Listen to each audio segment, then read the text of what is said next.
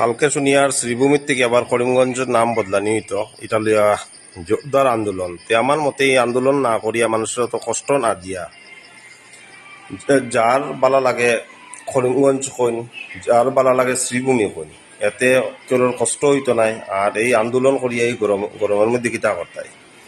আর শ্রীভূমি তো শ্রীভূমি হয়ে গেছে, এটা তো শৃঙ্খলার মধ্যে থাকবো।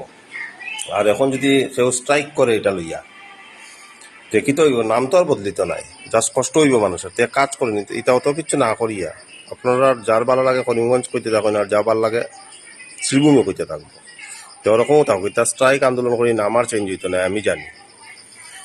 আর এই ভিডিওটা একটু পৌঁছাইয়ে দিন অন্যর কাছে, যাতে অতটুকু থাকুক, এই বিশৃঙ্খলা সৃষ্টিটা না করি। ওরকমও থাকুক, যার ভাল লাগে আপনারা শ্রীভূমি কইন, যার ভাল লাগে করিমগঞ্জ কইন, ঠিক না নি?